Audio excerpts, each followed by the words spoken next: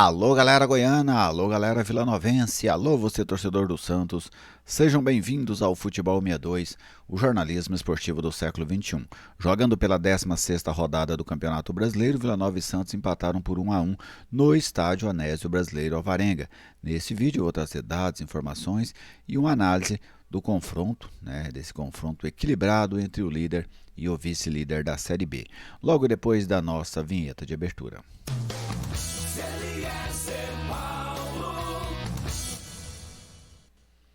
Estou aqui no Futebol 62 e com alegria recebo a sua visita. Seja bem-vindo ao canal.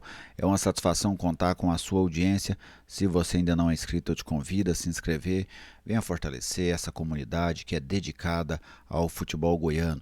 Deixe o seu like, é uma maneira de você mostrar carinho pelo nosso trabalho e também de fortalecer esta marca que é o Futebol 62. E fique sempre muito à vontade para fazer o seu comentário, pois a sua participação é sempre muito bem-vinda aqui em nosso canal. Este vídeo tem um oferecimento da Atacarejo Embalagens, a sua melhor opção em embalagens na região da Rua 44. Na Atacarejo Embalagens você encontra sacolas plásticas, sacolas de papel lisas e personalizadas, etiquetas, tags e embalagens para empacotamento em geral. Atacarejo Embalagens 98200 2552. A loja fica ali na Avenida Independência, quase esquina com a Rua 74, no centro de Goiânia. Vamos começar este vídeo, como sempre, pelos principais números do jogo. Aí estão eles. Posse de bola, 44% para o Vila, 55% para o Santos. Finalizações, 8 do Vila, 2 no gol, 14 do Santos, 3 no gol. Um número baixo de finalizações na direção do gol, apenas 5 em todo o jogo. A precisão nos passes, 91% para o Vila, 90% para o Santos. Cruzamentos, 29% do Vila, 31% do Santos. Lançamentos, 37% do Vila, 19% do Santos. Desarmes, um jogo também de poucos desarmes, 7-6 para o Vila. E os escanteios, 7-7. Estes números entre parênteses foram os números das ações corretas, Então, um jogo, com exceção do número de finalizações, aí, em quase todos os dados, bastante equilibrado.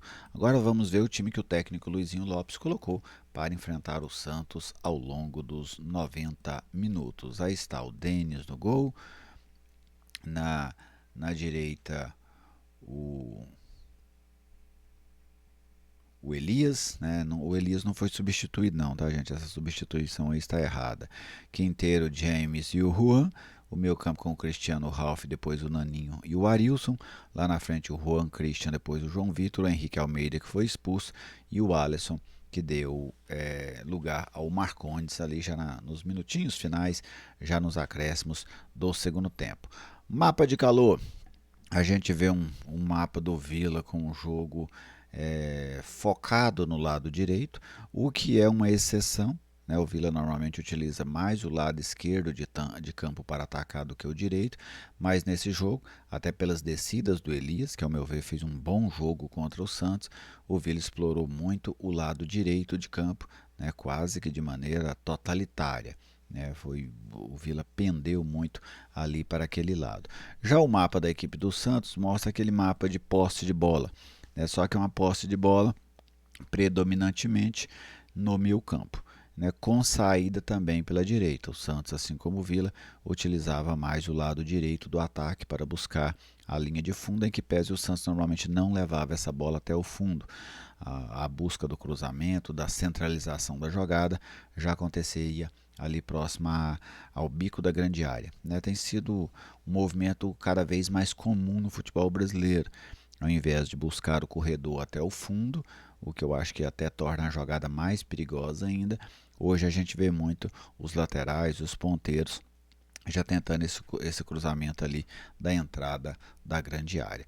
Falando um pouco do jogo, a ideia de um jogo equilibrado, eu já esperava por esse jogo equilibrado, era a tendência natural que acontecesse, e foi assim durante quase toda a partida. Em poucos momentos que a gente viu um time se sobressaindo um pouco ao outro. Achei até que o Vila começou melhor, mesmo sem criar, mas depois o Santos foi equilibrando o jogo, foi se saindo um pouco mais, mas também não conseguia criar grandes oportunidades. Foi um jogo de raras oportunidades, oportunidades claras mesmo de gol, foram raras nesse duelo entre Santos e Vila Nova, Vila Nova e Santos. Teve aquela questão do pênalti, depois da análise eu vou falar dos dois lances polêmicos. O árbitro não deu, né?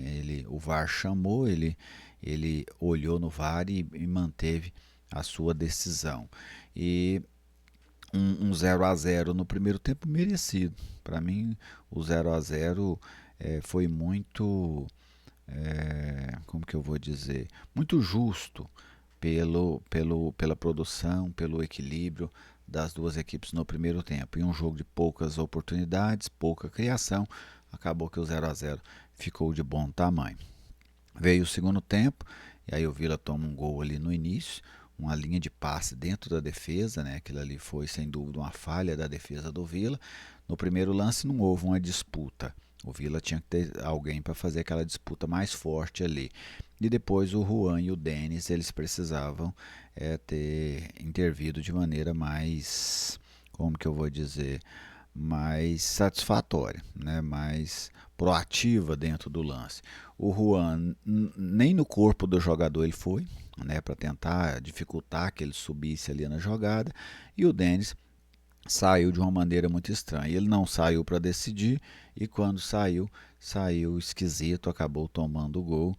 Acho que era um gol evitável, vamos dizer assim. O Santos abriu 1 a 0, em seguida uma outra finalização do Otero de fora da área quase faz o 2 a 0. Parecia que o Santos ia deslanchar no jogo, mas o Vila conseguiu se reequilibrar em campo, buscar o empate no gol do James e tornar o jogo perigoso para a equipe do Santos.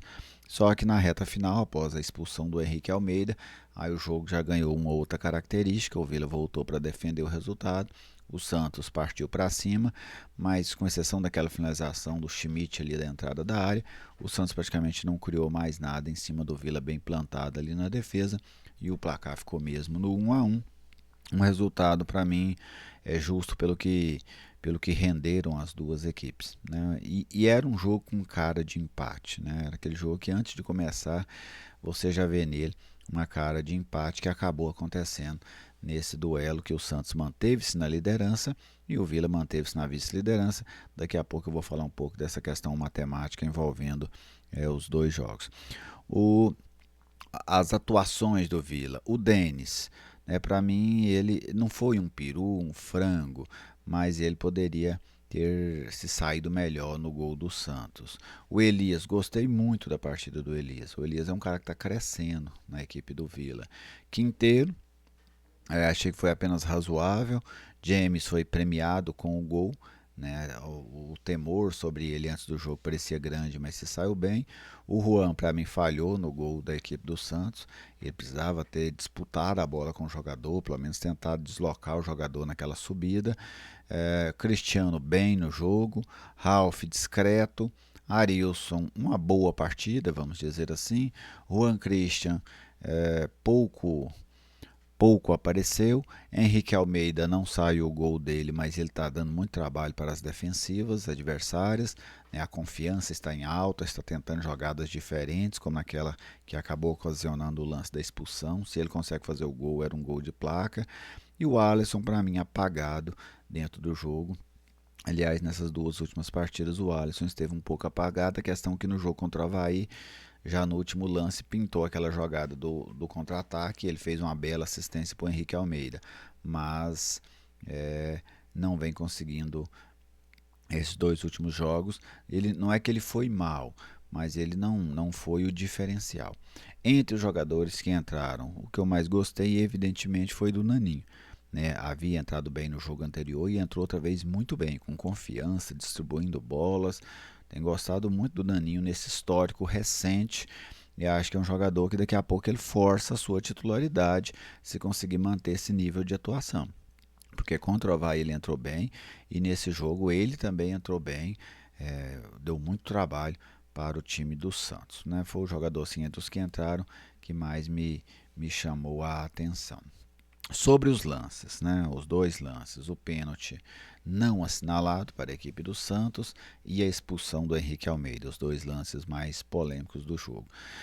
Tem lances que eles são polêmicos mesmo, por si só, né? Você não tem lance que é o seguinte, não é um lance polêmico, o árbitro erra e aquilo se torna uma polêmica. Já tem lances que na sua raiz, na sua origem, eles já são lances polêmicos. E para mim esses dois lances de ontem, eles se enquadram nisso. Eu não chegaria aqui para dizer que o árbitro errou, porque ele apitou diferente do que eu apitaria, porque os lances são mesmo embaraçosos, são os lances difíceis, eles existem no futebol. E ontem, por coincidência, tivemos dois no mesmo jogo. Para você ter uma ideia, as minhas decisões teriam sido diferentes das dos árbitros. Eu teria dado o pênalti no lance do Quinteiro e não teria expulsado o Henrique Almeida. Por que, que eu teria dado o pênalti? Porque o Quinteiro está com o braço erguido, né? Ele não está naquela nem aqui, ele está na posição que o braço está aqui. Então ele amplia o corpo dele, por isso eu teria dado. E no lance do Henrique Almeida, o Henrique não vai com a chuteira no cara. Para mim ele até tenta evitar ali no final o toque, né? Só que a bola ela estava muito dividida, né, entre ele e o goleiro. Então eu teria dado a falta, mas não teria dado o cartão. Mas é questão de interpretação, como diz, mesmo o árbitro indo ao contrário do que eu citei aqui, do que eu imaginei, eu acho que não podemos dizer que o árbitro errou, porque os lances eram sim eram lances absolutamente de interpretação e lances difíceis, difíceis mesmo, pelo menos para mim. Talvez para você torcedor seja mais claro os lances e você pode ficar à vontade aí. Você daria o pênalti? Não daria o pênalti? Você expulsaria o Henrique Almeida? Não expulsaria o Henrique Almeida? Pode deixar sua manifestação aí nos comentários, que ela é sempre muito bem-vinda. Vamos dar uma olhada aqui agora na situação matemática. A rodada está apenas começando, né? É bom a gente lembrar isso. Deixa eu até deixar a tela aqui exclusiva. Só 2 jogos realizados até agora, o Vila e Santos e o Novo Horizontino, que ganhou e entrou no G4. O Vila tem risco de perder 2 posições, é o máximo que ele pode perder nesta rodada. A primeira, para o América, se o América ganhar o seu jogo, o América que vai jogar contra a equipe do Amazonas, o América ultrapassa o Vila, pois chega a 29 pontos. E o Operário. O Operário, se vencer por 2 ou mais gols de diferença, aí não basta vencer. Só que o Operário não joga, né? Nessa rodada de jogo com o Sport, ele está adiado. Então a única posição que o Vila pode perder ao final dessa rodada, pelo menos dos jogos que vão acontecer agora, é para o América. Então, na pior das hipóteses, o Vila vai fechar em terceiro lugar, ou seja, está garantido mais uma vez no G4 do Campeonato Brasileiro da Série B. Lembrando que o próximo jogo do Vila será contra a equipe da Ponte Preta, lá na cidade de Campinas, tá bem?